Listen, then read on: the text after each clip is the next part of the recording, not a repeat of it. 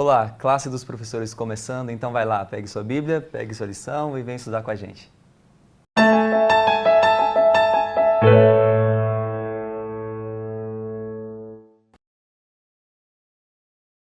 Meu amigo, minha amiga, sejam bem-vindos ao Classe dos Professores.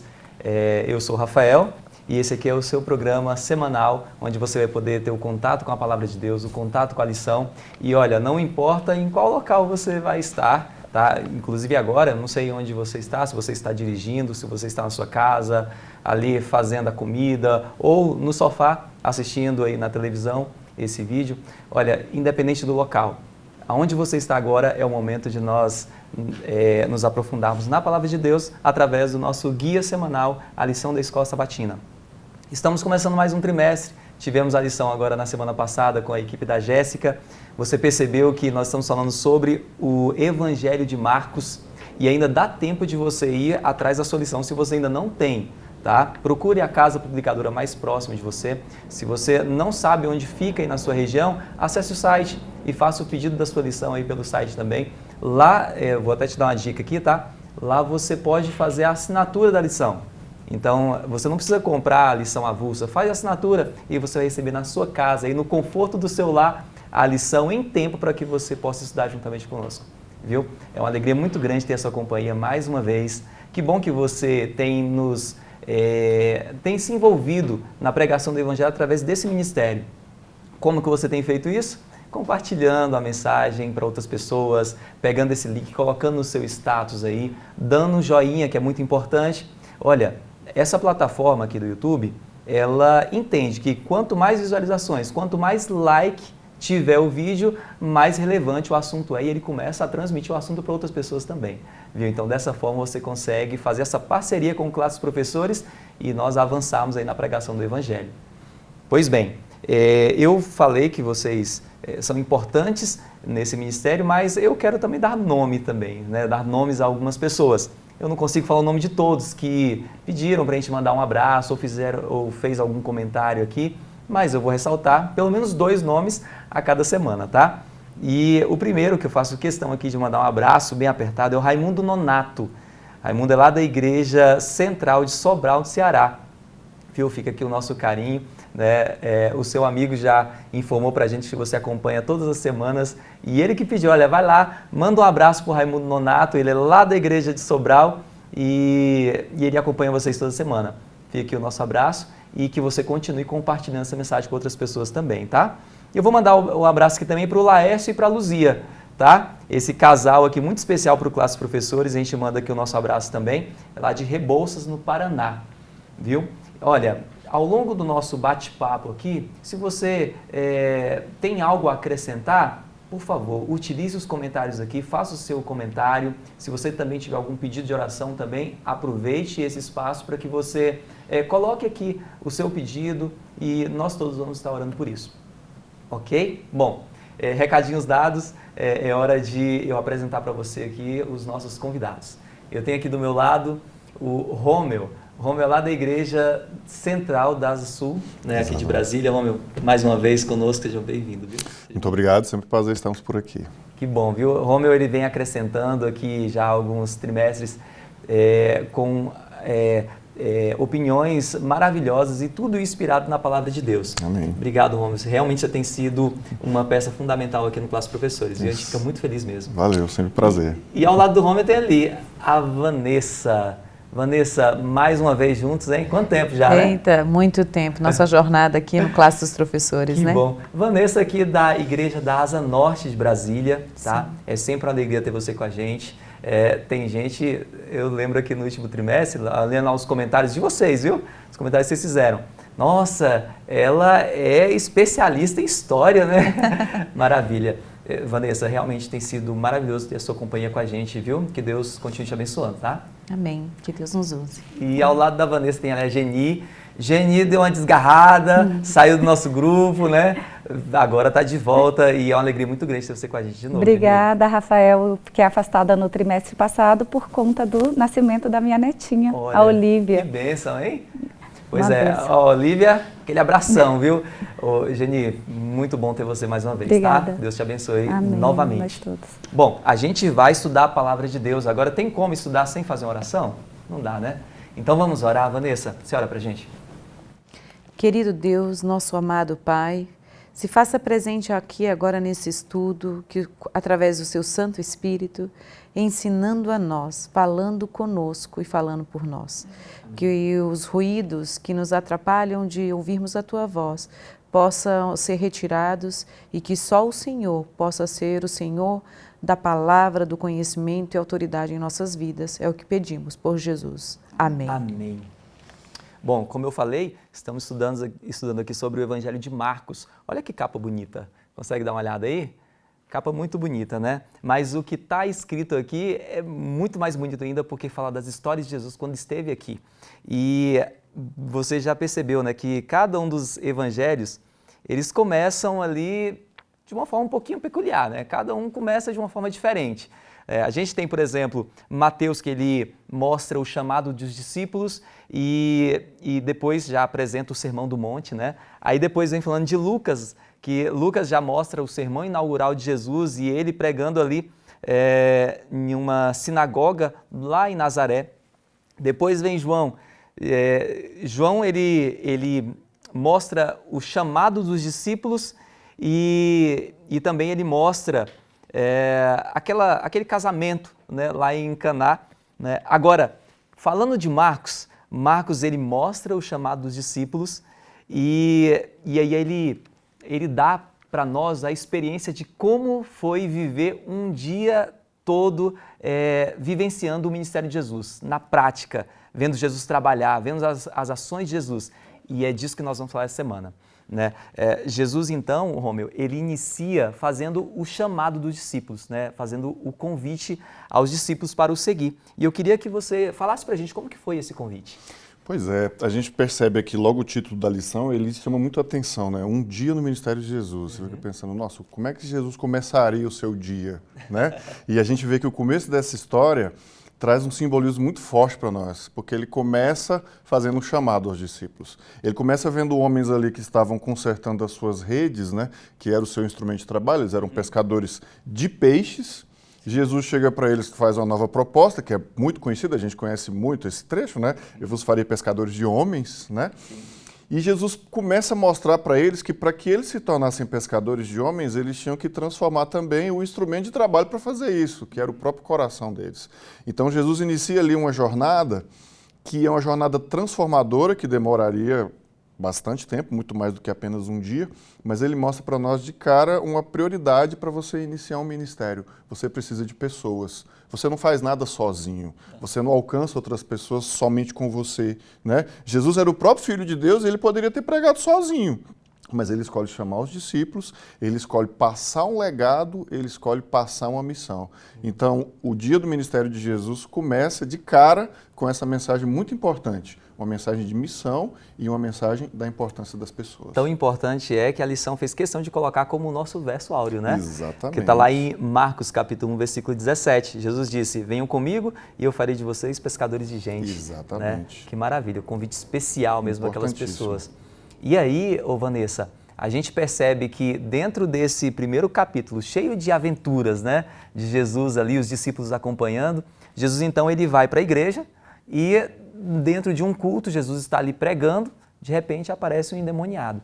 Qual foi a atitude de Jesus nesse momento? Então, quando Jesus começa ali o seu ministério, trazendo pela retratação de Marcos, é lindo, né? Marcos não está trazendo só uma questão de um culto inesquecível. Ele está mostrando para a gente, você vê que quando você lê ali do capítulo 1 até o final de Marcos, é ação em cima de ação. É como se tudo estivesse acontecendo de forma muito imediata. Até tem um termo grego que aparece muito no livro de Marcos, que é o tal do logos, né? Mas logos não no sentido só de conteúdo, mas logos no sentido de imediato.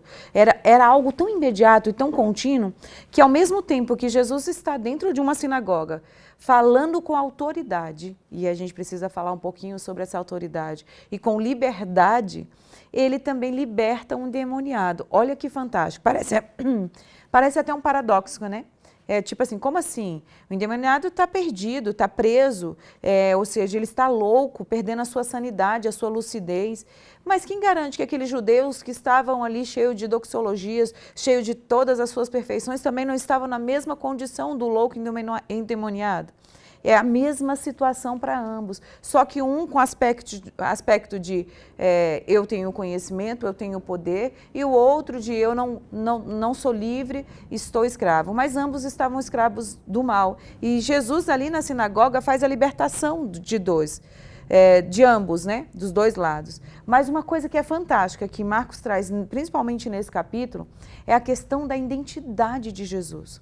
A identidade de Jesus, ela se revela pela ação. E como diz os grandes autores da identidade, como Bauman, Dubá e outros, eles sempre falam que a gente precisa estar atento ao que tem de identidades rolando por aí, que nos dão, porque as nossas o que nós somos se revela na nossa prática.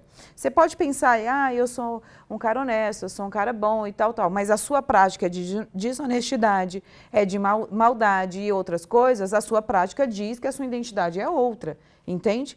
Então, Jesus ali está se revelando, mas ao mesmo tempo que ele se revela, ele liberta, porque quem conhece Jesus é libertado.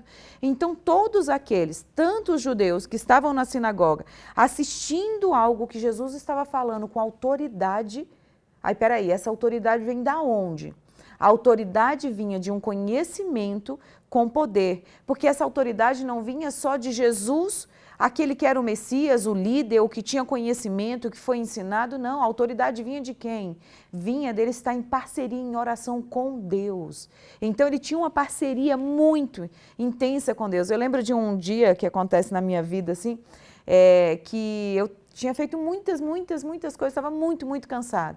E aí, quando eu deitei, eu falei, ufa, Senhor, posso estar muito cansada, mas é tão legal trabalhar em parceria contigo, porque é muito gratificante e libertador. E eu imagino Jesus todos os dias trabalhando com o próprio Deus, libertando. E a libertação do endemoniado foi o primeiro milagre de revelação da identidade de Jesus para os discípulos. Então, ali era o grande conflito acontecendo de forma muito prática, tanto no setor do conhecimento para os judeus, quanto no setor prático da vida daquele louco endemoniado, entende? Então, esse texto traz para a gente algo fantástico. É uma identidade revelada com autoridade e poder que vem de Deus. Maravilha. E você já se sentiu trabalhando em parceria com Jesus? Já fez? Escreve aqui nos comentários como é que foi essa sua experiência. Mostra aqui pra gente, que eu tenho certeza que vai nos ajudar e ajudar outras pessoas também. Né? De repente, olhar ali o que você passou, como que foi sua relação com Jesus e como que as coisas se resolveram, eu tenho certeza que vai ajudar muita gente, viu? Então coloca aqui embaixo, já mostra aqui que você também tem parceria com Jesus. E o dia, eu acho que, você já se deparou, Geni, com aquela situação de, nossa, o dia hoje poderia ter mais umas 5 horas aqui, né? Parece que o dia está ficando pequeno, né? Por tanto de coisa que vem acontecendo. Eu acho que os discípulos ali, se pudesse aumentar umas 5, 6 horas daquele dia, eles aumentavam, né? Porque o dia não acaba aí, né? Eles saem do culto, vai lá para a casa de Pedro e ali o ministério continua. Você podia falar com a gente, pra gente sobre isso aí? O interessante é a gente ver como que Jesus, ele se aproxima de nós, né? Como que Deus, Filho, consegue ficar tão próximos de nós.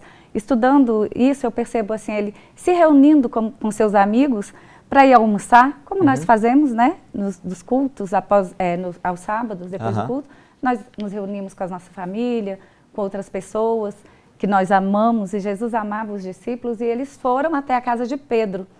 Quando Jesus foi informado da doença da sogra de Pedro, ele foi até a sogra dele, né? Outra coisa que nós adventistas costumamos fazer, né? Um amigo que não vem na igreja, a gente procura saber, tá doente, eu vou visitar, né? Muito comum fazermos visitas aos sábados, né? Nesse tempo de modernidade, a gente está se perdendo. Muitas vezes a gente se contenta com o WhatsApp, né? Mas eu me lembro de, quando eu me tornei adventista, sempre tinha visitas aos sábados, visitas programadas. E Jesus, ele nos mostra essa importância de nós irmos até quem precisa, quem está doente, quem está debilitado. E ele tomou pela mão e ela foi imediatamente curada, né? E no verso 31 diz que assim que ela foi curada, a Bíblia não menciona qual o nome, né? Chama de sogra de Pedro. Ela passou imediatamente a servir. E o livro de Marcos, ele mostra muito o serviço de Jesus e das pessoas que seguiam Jesus. E a sogra de Pedro é um bom exemplo disso.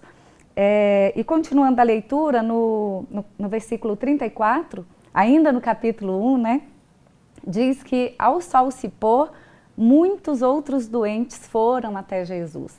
Outra vez dando prova que aquela comunidade guardava o sábado. Jesus não tinha problema nenhum em curar, fazer cura aos sábados, né? E ele deixou isso muito claro. Inclusive curando o endemoniado dentro do templo no dia de sábado. Mas as pessoas ainda tinham, né, esse cuidado, até talvez por conta de ter que sair de casa, se mobilizar. Então, esse dia realmente durou e ali ficou horas Jesus curando e todos que eram levados até ele foram curados e libertos dos seus males. A cultura daquela época mudou tanto e Jesus ele veio justamente para corrigir isso, né? Essa questão aí da cura aos sábados, de fazer o bem, né? E eu acho que isso que a gente conversou aqui, de estar na igreja se alimentando espiritualmente, de repente na parte da tarde, né, do sábado, e pôr o evangelho em ação mesmo, igual Jesus fez, e visitar, e salvar, e buscar, né, e curar. A gente precisa fazer mais isso, tá? Você precisa fazer isso, nós todos aqui, porque eu acho que a ideia é essa mesmo, né? Nós nos enchemos espiritualmente de Cristo e colocarmos o evangelho em prática. E dessa forma, realmente, nós vamos estar seguindo os passos do grande mestre. Rômel, qual que era o segredo de Jesus? Fala aqui pra gente. Essa lição de quarta-feira aqui está muito especial, né? Esse tema da oração é um tema muito presente, muito importante, né? E aqui é um relato bíblico. Esses detalhes gramaticais às vezes passam despercebidos, mas a lição reforça aqui esse ponto sobre as formas verbais, né, do original grego e tal, de que alguns vinham ali no tempo que a gente hoje em português chama de passado perfeito, né? Eu fiz, eu andei, eu caminhei, são coisas que a gente fez no momento passado e parou. Mas o verbo orar, ele está aqui no tempo imperfeito. O imperfeito é aquela coisa que você faz e continua fazendo, né? Ele orava e continuava orando. Ele permaneceu orando. E a Bíblia menciona que ele acordou muito cedo antes do sol nascer e orou por bastante tempo, né? A gente agora no mês de julho, que é o primeiro mês desse trimestre, é o momento da Semana de Oração Jovem. E a gente, na nossa Semana de Oração, que a gente está fazendo na Central de Brasília, inclusive juntando várias igrejas e movimentando aqui o pessoal aqui da região central do Distrito Federal, a gente, em alguns momentos, debateu sobre esse ponto também. Qual é o melhor momento de orar? Será que existe o melhor momento para a gente orar? Será que esse momento que Jesus orava aqui na madrugada é o melhor momento para se orar? E a lição menciona isso, né? De que alguns de nós estabelecemos horários de oração, é uma prática boa, correta, mas a gente também pode variar, né? A Vanessa trouxe aqui um testemunho de um momento de oração dela no final do dia. E às vezes a gente fala, no final do dia já está muito cansado, já nem consegue mais orar. Mas veja que ela mencionou aqui o espírito de gratidão por um dia de ter feito algo, um dia ativo ao lado de Jesus, né? Então, assim, você que está aí nos acompanhando, nos ouvindo, coloca aí também, como foi mencionado aqui, né? Quem sabe você tem um testemunho de oração, né? Quem sabe alguém aqui goste mais de determinado momento de orar. Qual é o seu momento de oração mais adequado, mais importante para você? Mas a gente encontra nessa história aqui, em todos os momentos, que o segredo mais importante é a oração. Estar em oração, buscar comunhão com Deus, estar em comunhão com Jesus é o segredo desse ministério. E a lição termina aqui com a pergunta, e agora para a gente refletir, uma reflexão pessoal, né? Se o próprio Jesus precisou dedicar tanto tempo à oração, o que dizer de nós? Nossa. Nós também precisamos orar mais, né? Com certeza, muito mais. Vanessa, aqui no versículo 40, ainda do capítulo 1, né? Vai começar a história agora da cura de um leproso. Agora, a lição de quinta-feira, ela fala de um segredo aí. Explica pra gente que segredo é esse. Nossa, ao mesmo tempo que Marcos revela a identidade de Jesus, ele também coloca o tanto que Jesus pediu um segredo, né? Então existe assim, qual o segredo da vida de Jesus? A oração? Ok. Mas que segredo é esse que ele tanto pedia nesse processo? Vamos pensar aqui. Aquilo que eu falei da identidade que é revelada nas nossas ações, começou ali no ministério de Jesus, ali no contexto de Marcos contando isso, a identidade sendo revelada. Só que as confusões que nós fazemos de uma identidade, que a gente vê algo dentro dos nossos próprios interesses, aconteceu ali naquela mesma época. Então eles estavam esperando um Messias libertador, que seria um líder político, religioso, poderoso, que traria talvez ali um pouco de rebelião ou revolução, e na verdade ele não trouxe isso, ele trouxe submissão, serviço e oração, totalmente contraditório àquilo que eles estavam esperando. E aí entra nesse contexto um leproso, adoecido, que ninguém podia tocá-lo, os discípulos até queriam assim, não toque nele, porque senão você também vai ser contaminado e vai ficar impuro, né?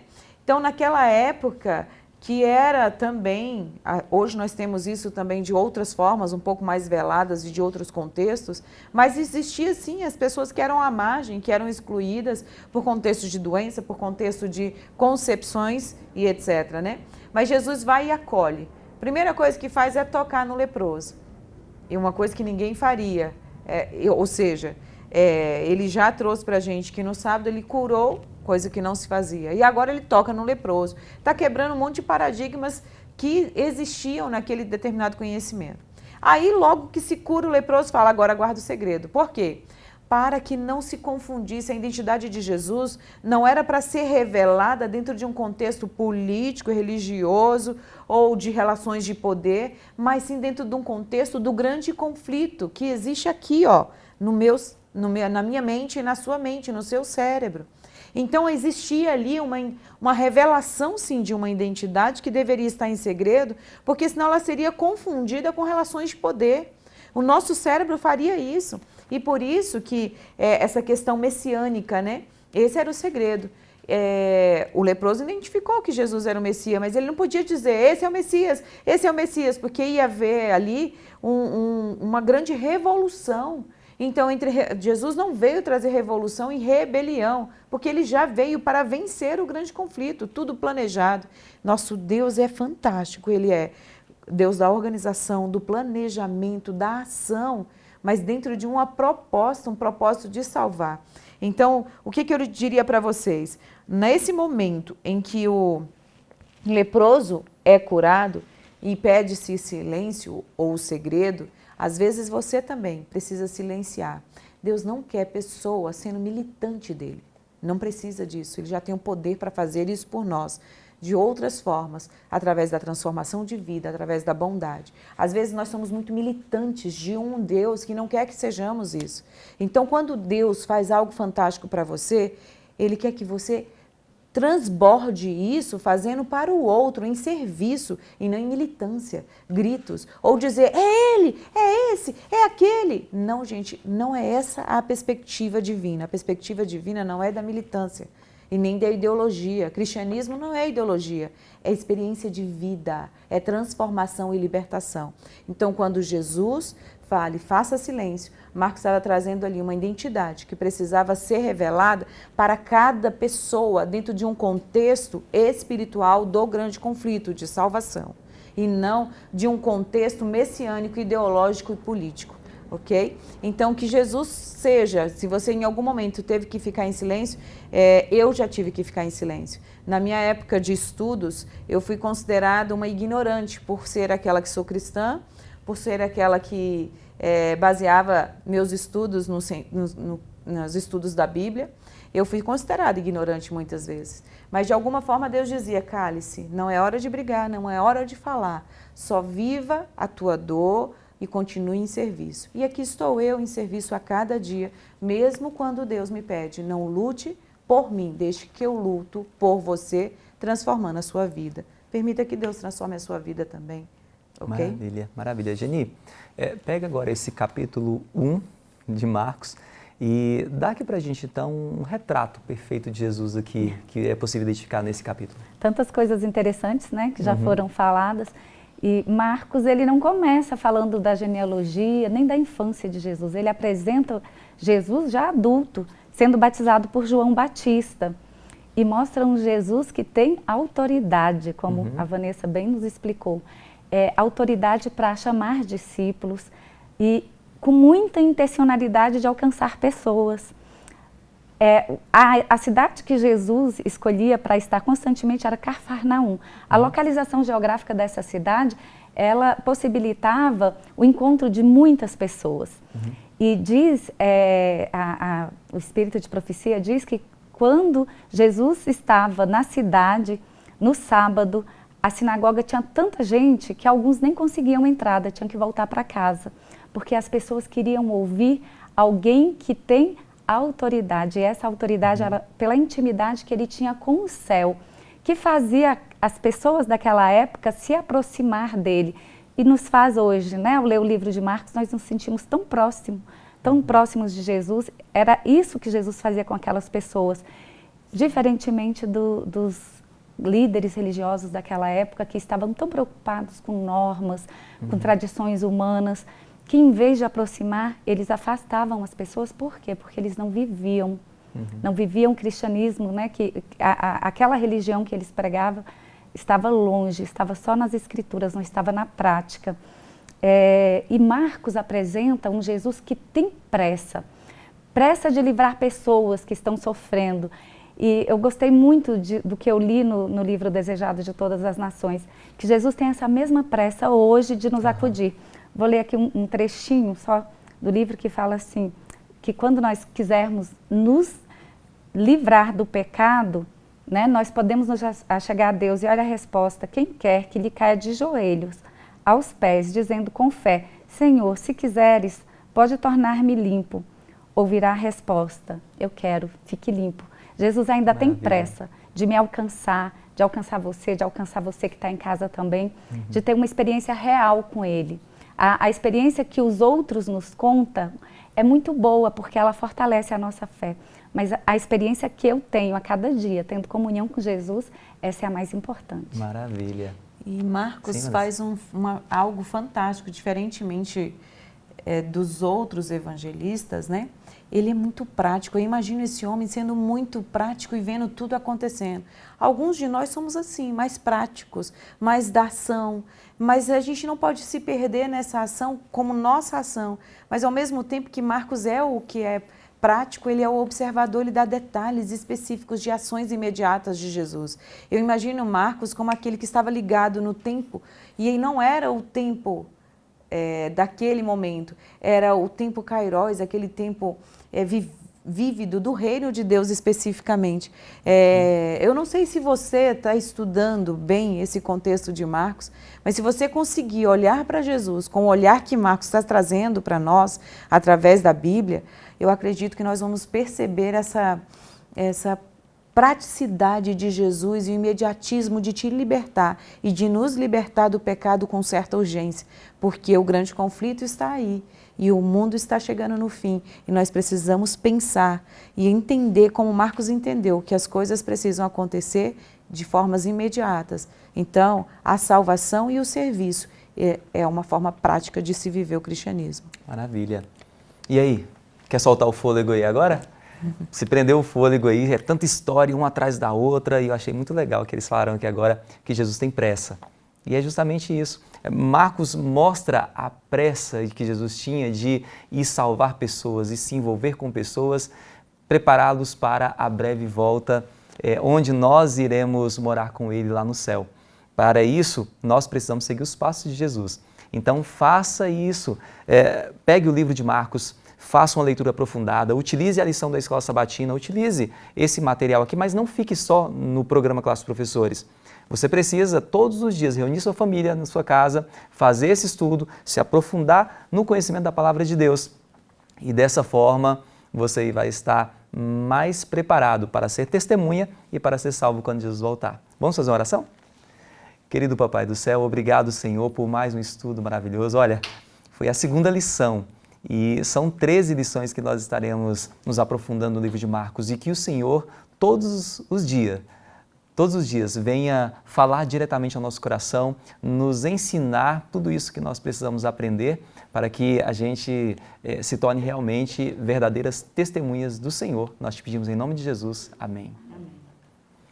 Obrigado por sua companhia mais uma vez. Nos acompanhe em nossas redes sociais Adventistas Lago Sul e até o nosso próximo encontro.